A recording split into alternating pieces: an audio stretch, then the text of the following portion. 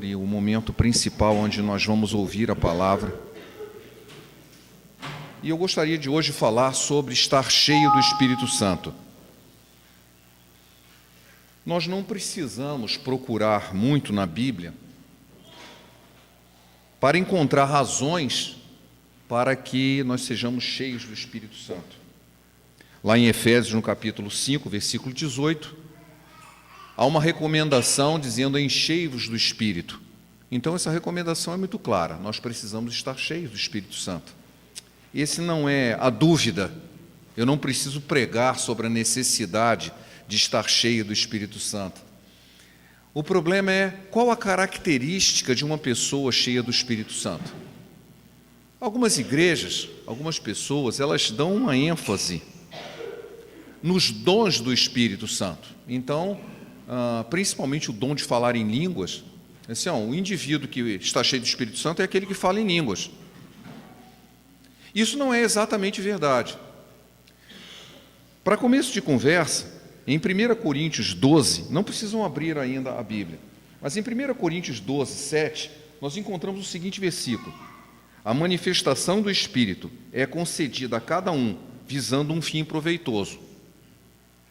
Então, cada um recebe dons para um determinado fim, e quem decide isso é o Senhor. E esses dons não são iguais. Lá no versículo 30, diz, há uma pergunta cuja resposta é não. Todos têm dons de curar? Falam todos em outras línguas? Interpretam-nas todas? A resposta disso é não. Nem todo mundo tem todos os dons. Então está muito claro que não é obrigatório ter o dom de línguas, ou um dom específico, porque Deus distribui os dons conforme Ele quer, e são muitos. Então não é através do dom, se olha, o sujeito fala em línguas, ele está cheio do Espírito Santo. Eu conheço muita gente que fala em línguas e está cheio de pecado, não tem nada do Espírito Santo dentro dele. Como é que pode isso? Porque nós estamos olhando com um enfoque errado. Qual é a característica de alguém cheio do Espírito Santo? O que a Bíblia nos diz? Ela fala, lá em Gálatas, também não precisa abrir, no capítulo 5 de Gálatas e no capítulo 5 de Efésios, fala do fruto do Espírito. E tem uma série de características, a gente diz que são os gomos, porque fala o fruto, não fala frutos, fala o fruto.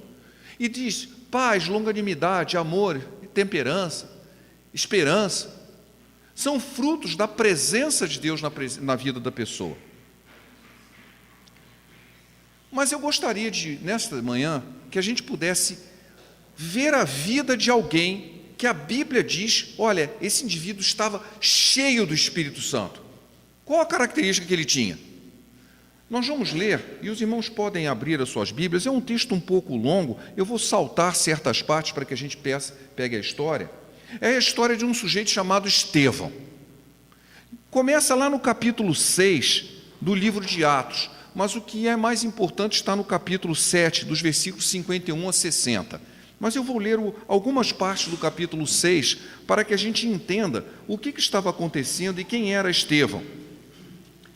Atos no capítulo 6, começando já no versículo 1, com toda a reverência, vamos acompanhar a leitura da palavra de Deus.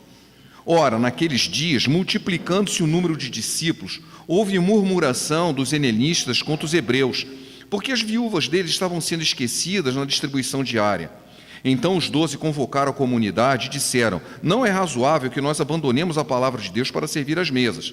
Mas, irmãos, escolhei dentre vós homens de boa reputação, cheios do Espírito e de sabedoria, as quais encarregaremos desse serviço. E quanto a nós, nos consagraremos à oração e ao ministério da palavra. O parecer agradou a toda a comunidade e elegeram Estevão, homem cheio de fé e do Espírito Santo. Eu vou parar aqui. Então, aqui já diz, olha, eles precisavam escolher alguém. Eu quero que alguém que seja cheio do Espírito Santo. Estevão, escolhe aquele ali. Eles já reconheciam que ele era cheio do Espírito Santo e escolheram como diácono. No versículo 8, diz assim: Estevão, cheio de graça e poder, fazia prodígios e grandes sinais entre o povo. Levantaram-se, porém, alguns dos que eram da sinagoga, chamado dos libertos, dos sirineus, dos alexandrinos e da Cilícia e da Ásia, e discutiam com Estevão, e não podiam resistir à sabedoria e ao espírito pelo qual ele falava. Então subornaram homens que disseram: temos ouvido este homem proferir blasfêmias contra Moisés e contra Deus. Sublevaram o povo, os anciãos e os escribas, e investindo o arrebataram e levaram ao sinédrio. Apresentaram testemunhas falsas e depuseram: este homem não cessa de falar contra este lugar santo e contra a lei, porque temos ouvido dizer que este Jesus, o Nazareno, destruirá esse lugar e mudará os costumes que Moisés nos deu. Todos que estavam assentados no sinédrio, fitando os olhos em Estevão, viram o seu rosto como se fosse o rosto de um anjo. Caramba! Ele era cheio do Espírito Santo. Foi parar no sinédrio sendo julgado como se fosse um malfeitor. Ele começa então a apresentar a sua defesa. Começa no capítulo 7. Perguntou o sumo sacerdote: porventura é assim? Estevão respondeu: varões, irmãos e pais, ouvi. E ele começa a fazer um resumo de toda a lei do Velho Testamento até chegar em Jesus. Lá no versículo 51, Estevão conclui esse discurso perante o sinédrio, e ele diz assim: homens de dura cerviz e incircuncisos de coração e ouvidos, vós sempre resistis ao Espírito Santo, assim como fizeram vossos pais, também vós o fazeis. Qual dos profetas vossos pais não perseguiram? Eles mataram os que anteriormente anunciavam a vida do justo, do qual agora vós vos tornaste traidores e assassinos. Vós que recebeste a lei por ministério de anjos, não guardaste. Ouvindo isso, enfureciam-se no seu coração e rilhavam os dentes contra ele. Mas Estevão, cheio do Espírito Santo, fitou os olhos no céu e viu a glória de Deus e Jesus, que estava à sua direita, e disse: eis que vejo os céus abertos, o Filho do Homem em pé à destra de Deus. Eles, porém, clamando em alta voz, taparam os ouvidos e unânimes arremeteram-se contra ele e, lançando fora da cidade, o apedrejaram. As testemunhas deixaram suas vestes aos pés de um jovem chamado Saulo e apedrejavam Estevão, que invocava e dizia: Senhor Jesus, recebe o meu espírito. Então, ajoelhando-se, clamou em alta voz: Senhor, não lhes imputes esse pecado. E com essas palavras adormeceu. E Saulo consentia na sua morte. Este homem estava cheio do Espírito Santo. Não fala nada de nenhum dom especial que estava acontecendo ali. Não falou em línguas, não profetizou nada, não do jeito que nós costumamos a ouvir. Mas ele estava cheio do Espírito Santo. Quais as características de alguém cheio do Espírito Santo? Primeira, ele faz diferença onde quer que ele esteja. A primeira característica de alguém cheio do Espírito Santo é que ele faz diferença onde quer que ele esteja. Estevão, antes de ser chamado para ser diácono, ele já estava fazendo diferença. Tanto assim, nós precisamos de alguém cheio do Espírito Santo. Estevão, ele já era reconhecido antes de se tornar diácono. E depois que se tornou diácono, muito mais ainda, Deus começou a usá-lo a operar milagres. A Bíblia não diz que milagre era esse, mas alguma coisa tanto que o povo, que chamava a atenção do povo. Seus próprios adversários viram-no como um rosto de um anjo.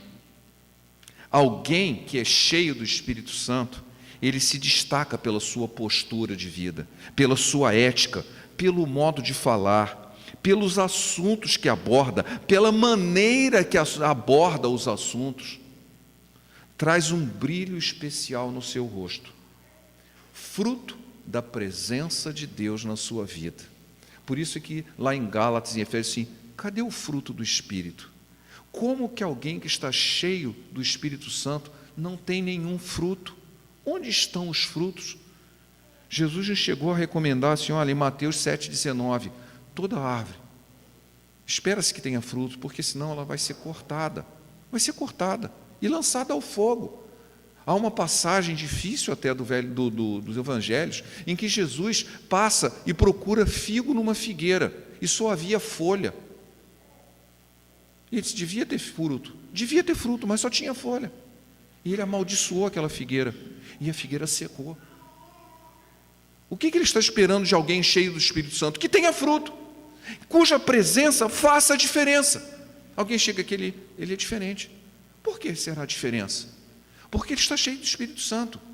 A sua postura é diferente, a sua visão de mundo é diferente, é uma visão de esperança, uma visão assim: eu quero ouvir alguma coisa boa, eu não vou procurar aquela pessoa que está sempre de mau humor, que está sempre olhando o mundo, se está tudo horrível, sempre pessimista, olha sempre o lado negativo de tudo, sempre tem uma crítica, sempre acha defeito nos outros.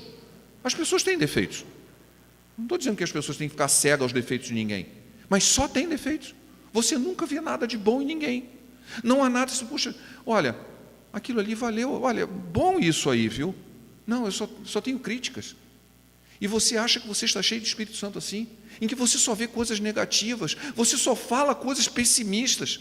Onde está a esperança do seu coração, que é um dos gomos do fruto do Espírito Santo? Diz que é um coração cheio de esperança. Eu não tenho esperança nenhuma. Eu estou sempre vendo coisas erradas, estou sempre achando que está tudo ruim, que tudo não presta, que tudo é uma fraude, que tudo... Você está cheio de Espírito Santo? Não, não está. Porque se você tivesse, o fruto não seria esse. Alguém cheio do Espírito Santo faz diferença onde quer que ele esteja, pela sua postura, porque há frutos ali, e as pessoas veem esse fruto, o fruto do Espírito. Uma segunda característica de alguém cheio do Espírito Santo é que ele abençoa as outras pessoas. Diz que o Estevão, ele estava fazendo muitos milagres, ele estava abençoando a vida de outras pessoas, ele fazia prodígios. Alguém que está cheio do Espírito Santo, ele abençoa as pessoas que estão ao seu redor, não apenas pela palavra de consolo, de orientação que ele possa dar, mas também porque ele se importa, porque ele ora por aquelas pessoas, mesmo aquelas de sua vizinhança, seus parentes, as pessoas do seu trabalho. Ele abençoa, porque ele é cheio do Espírito, ele ora, ele intercede, ele aconselha, ele abençoa. Há um texto que já mencionei aqui há algum tempo atrás, que toca muito o meu coração, que está descrito no livro de Atos, no capítulo 27. O apóstolo Paulo estava sendo levado prisioneiro para Roma, e ele entra num navio. Esse navio sofre um naufrágio. Antes do naufrágio acontecer, eles estavam no meio de uma grande tempestade. No meio de uma grande tempestade, que acabou por sossobrar o navio, ele tombou e todos tiveram que sair fora, né? Mas as pessoas estavam desesperadas. Mas lá no capítulo 27, aparece um anjo e fala com o apóstolo Paulo algo que toca muito o meu coração. Porque naquela mesma noite, um anjo de Deus, de quem eu sou e a quem eu sirvo, esteve comigo, dizendo: Paulo, não temas, eis que importa que sejas apresentado a César, e eis que Deus te deu todos quantos navegam contigo. Esse texto toca muito o meu coração. Paulo, ele era uma pessoa usada por Deus, era um instrumento de Deus, ele estava preso, e ele estava sendo levado com outros prisioneiros para Roma. Não sabemos o motivo daquele naufrágio, foi uma intervenção demoníaca, não sei, mas foi usado como bênção. Por quê? Porque em algum momento o Espírito Santo fala ao coração dele, manda um anjo lá e diz: olha, não se preocupa não, você vai chegar a Roma, eu quero que você chegue a Roma. Só que tem uma coisa, ele podia dizer: olha, eu vou salvar você e todo mundo vai morrer, porque você é importante para mim. Não, ele fala: eis que Deus te deu todos quantos navegam contigo. Já parou para pensar nisso? Quantas pessoas estão navegando no barco da vida junto com você? Deus te deu essas pessoas, eles não vão afundar. Sua presença vai levá-los à salvação. Aquelas pessoas todas, muitos eram bandidos ali, tanto assim que o oficial queria matar eles para que eles não fugissem, e alguém disse: não, deixa. E eles foram até uma ilha e todos se salvaram, porque Deus havia determinado: todos os que estão com você serão salvos, porque você está aqui. Aquele navio poderia ter afundado e todo mundo morrido, mas porque Paulo estava nele, todos foram salvos. Alguém que é cheio do Espírito Santo abençoa as pessoas. Todos que são ao seu redor são abençoados. E Deus dá às pessoas que estão com Ele para que sejam salvos. Ele abençoa quem está ao seu redor. Uma terceira característica de quem está cheio do Espírito Santo: ele confronta as trevas. Seria muito legal assim: o fulano está cheio do Espírito Santo. Olha, eu nunca ouvi falar nada de mal dele, ele é um santinho. Você não vai ouvir falar isso de alguém cheio do Espírito Santo. Olha o Estevão, o que disseram dele? Que ele estava falando mal de Moisés, que ele estava falando mal do templo, que ele era profano, herege. Levaram ele a julgamento, levantaram falso testemunho, falaram um monte de coisa errada dele. Como é que ele reagiu a isso? Se encolheu? Não, ele enfrentou as trevas com a verdade. Ele chegou lá e fez um discurso contando tudo que estava na Bíblia e terminou assim: vocês são assassinos, hereges são vocês mataram os profetas e mataram o autor da fé, mataram Jesus. Bom, ficaram com mais raiva dele ainda, não ficaram felizes, e ele foi morto à pedrada. Ele confrontou as trevas. Nós estamos vivendo momentos em que a televisão tem mostrado um péssimo testemunho de pessoas que se dizem crentes, se dizem evangélicos, principalmente ligados à política, e estão envolvidos em escândalos de corrupção, dando um mau testemunho. Em vez de se voltarem contra as trevas, eles são ajudantes das trevas, estão promovendo as trevas, estão participando das trevas, em vez de confrontar. Essas pessoas não têm o Espírito Santo, é óbvio que não, porque se tivessem, confrontariam as trevas. Nós devemos, se estamos cheios do Espírito Santo, confrontar as trevas. Mas como? Atos 6,10 eu acabei de ler: não podiam resistir à sua sabedoria e ao Espírito com que falava. Não é você que vai falar, não é você que vai lutar, essa luta não é nossa, nós somos só parte dela. Deus vai te dar sabedoria para que você confronte as trevas. Ele vai te dar um espírito. Em Lucas, no Evangelho de Lucas, há um texto que eu gosto muito, assim: quando você for confrontado, você não se preocupa não. Na hora, o Espírito vai te dar força e sabedoria a qual ninguém poderá resistir. Vem de Deus. Você está cheio do Espírito, você vai saber reagir, você vai saber falar. O que não significa que o resultado, você vai ser promovido. Você, vou te dar um tapinha nas costas, pô, você falou a verdade, agora eu me convenci. Não. As pessoas ficaram com mais raiva ainda quando ele falou a verdade, porque teve que confrontar as trevas. Algumas vezes, concordo com você, você tem razão. Amém para isso. Mas muitas vezes, sim, eu não gostei do que você falou. Claro, quem vai gostar de ser confrontado? Mas se você está cheio do Espírito Santo, você vai confrontar as trevas, porque o Espírito de Deus vai te dar sabedoria para isso. Você não pode ser aliado das trevas, você vai confrontá-las. E por último, não menos importante, quem está cheio do Espírito Santo gera frutos de longo prazo. Como é que é isso? Gera frutos de longo prazo. Se você olhar com uma visão mesquinha, uma visão prática, uma visão do momento, se o Estevão não foi muito sábio, né? Se ele tivesse chegado lá e dissesse: não é isso não, é o seguinte, é uma fé diferente, tivesse assim, feito uma negociata com o Sinédrio, falado uns negócios legal e tal, assim, não precisava falar mentira, mas não precisava falar verdade tão contundente, falar uma meia-verdade, se omite aí. O que importa é você se safar, porque você é um jovem ainda, você tem muito para dar, você ainda vai fazer muitos prodígios, vai fazer muita coisa pelo Senhor, então você não precisa confrontar, você pode negociar, e você vai ter uma vida mais próspera, vai durar mais tempo, e você vai... Ele não fez nada disso, ele morreu jovem. Mas isso não foi um desperdício? Ele não foi um desperdício? Não para os planos de Deus. Havia um homem ali, um jovem, que estava vendo o que estava acontecendo. Seu nome se chamava Saulo. Este homem se tornou o maior apóstolo do Novo Testamento. Escreveu mais da metade do Novo Testamento. E em suas cartas, ele fez questão de dizer assim: eu não sou ninguém.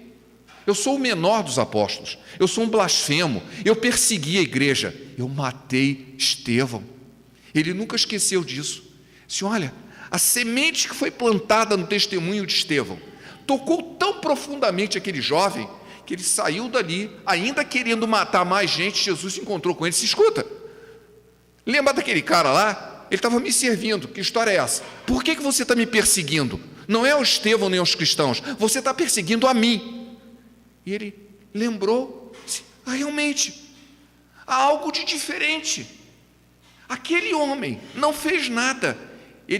Saulo, a gente tem que entender que ele estava ali como um oficial de justiça, ele estava ali dando testemunho de que ele foi executado segundo a lei. Ele era um oficial de justiça. Naquele momento ele estava fazendo um papel de oficial de justiça. Ou seja, ele estava assinando embaixo do assassinato de Estevão. E ele sabia disso. Décadas se passaram e este homem foi uma bênção para todos nós. Estou falando de Paulo, mas por causa do testemunho de Estevão. Então, aquele homem cheio do Espírito Santo, ele gerou frutos, mesmo na sua morte, um fruto de longo prazo. Longo prazo. Ele não disse: o que eu tenho que fazer? Eu quero ver o fruto do meu trabalho. Não, ele não viu. Não aqui neste mundo. Ele não viu. Ele sabe por causa das pessoas que se converteram pelo testemunho dele, que chegou no céu lá depois. Se eu estou aqui por sua causa. Frutos de longo prazo. Contei recentemente aqui a história, que li, é uma história verdadeira, não é uma mera ilustração, de um médico que num campo de concentração da União Soviética, ele era um médico cristão e ele cuidava de pacientes que estavam pacientes terminais. Pacientes terminais. Se não fosse porque um dos pacientes dele sobreviveu, nós nem saberíamos quem é esse homem. Na verdade, ninguém sabe o nome dele. Ele nunca falou de Jesus para ninguém. Nós não sabemos o nome desse médico, mas sabemos que ele era cristão. Como é que nós sabemos disso? Porque ele se ajoelhava ao lado dos pacientes e orava todos os dias. E cuidava daqueles que ninguém tinha esperança. Lembrando de que era um campo de prisioneiros. As pessoas que estavam ali eram prisioneiros. Ninguém estava dando a mínima se eles morressem. Aquele médico dava. E ele se preocupava com os prisioneiros, fazia o melhor possível para que eles se curassem, dava o seu melhor. E todos os dias ele se ajoelhava ao lado daquela cama dos pacientes e orava pelos seus pacientes. Só isso. E ele já morreu. Ninguém sabe o nome dele. Ele nunca falou de Jesus para ninguém. Mas um daqueles pacientes sobreviveu. Seu nome é Alexander Solzhenitsyn. Não sei quantos ouviram falar desse homem. Ele escreveu um livro, ele é Prêmio Nobel da Paz, e escreveu um livro chamado Arquipélago Gulag, denunciando os campos de concentração soviéticos. Ajudou a derrubar o regime soviético. E ele menciona no seu testemunho de vida assim: tinha um médico cristão, e eu ficava impressionado. O que aquele homem estava? Eu estava assim, em coma, de vez em quando eu tinha lapsos de lucidez, assim, um espasmo de lucidez, e eu olhava, tinha um cara do meu lado ajoelhado orando. O que esse homem está fazendo aqui? Aquele testemunho ficou no coração daquele homem, e ele se levantou contra as trevas. Frutos de longo prazo de alguém cheio do Espírito Santo. Eu não vou repetir aqui, mas que já falei também quando me converti, eu escutei a história que a minha mãe contou de um senhor bem idoso, que no pavilhão psiquiátrico do INPS, naquela época se chamava INAMPS, cada hora muda de nome, né? Isso foi há uns 50 anos atrás, e era um pavilhão psiquiátrico e estava um lugar horrível, todo mundo chorando. Você imagina, só tinha os pacientes psiquiátricos ali passando mal, esperando para ser atendido. Minha mãe descreveu aquilo como se fosse a porta do inferno, né? Um monte de gente chorando, era choro e ranger de dentes, era a própria definição do inferno. E disse que, de repente, um senhorzinho, do nada, ele se levanta e faz algo inusitado. Ele começa a orar em voz alta. E aquilo causou assim, ela disse, houve uma onda de silêncio, começando dele, apagou o corredor com mais de 100 pessoas, e todos se calaram, porque um cara se levantou para orar. Ele não tinha nenhuma oração eloquente, não fez nenhum milagre, impôs as mãos em ninguém, não expulsou demônio, não fez nada. Ele só orou. Ele pediu: Senhor, dá paz para essas pessoas, vem ministrar a tua misericórdia. Começou a orar, uma oração bem simples. Mas ele calou a boca. Ele fez o que um monte de remédio não faria. Eu não conheço esse irmão, ele com certeza já está com o Senhor, porque isso aconteceu há mais de 50 anos. Eu não sei o nome dele, mas o fruto dele está no meu coração. frutos de longo prazo. Aquele que está cheio do Espírito Santo gera frutos de longo prazo, frutos que talvez a gente não veja nesse mundo, mas a gente vai ver no céu. Se eu estou aqui, por causa do seu testemunho. Eu estou aqui porque você estava cheio do Espírito Santo e me abençoou. Seu testemunho foi a causa da edificação da minha fé. Se nós queremos ser cheios do Espírito Santo, nós precisamos demonstrar essas 4 características. Fazer diferença onde quer que estejamos, abençoar pessoas, confrontar trevas e crer nos frutos de longo prazo, que nós nunca vamos ver, mas o Senhor sabe. E aí nós vamos fazer verdadeiro o que está em Atos, no capítulo 1, no versículo 8. Mas receberão poder quando o Espírito Santo descer sobre vocês, e serão minhas testemunhas em Jerusalém, em toda a Judéia, Samaria e até os confins da terra. Nós recebemos o poder para testemunhar. Aquele que está cheio do Espírito Santo, ele recebe esse poder para testemunhar em Jerusalém, na Judéia, Samaria e até os confins da terra. E o Senhor vai gerar esses frutos. Amém? Amém. Pai, obrigado pela Tua palavra, que nos edifica, que nos motiva, que nos impulsiona a viver a vida que Tu queres que vivamos. Ajuda-nos, Senhor, a não olharmos para trás, mas olharmos firmemente para o alvo da soberana vocação, olhar para Jesus, o autor e consumador da fé, que possamos estar cheios do Teu Espírito e produzir frutos para a vida eterna. Te pedimos em nome de Jesus. Amém.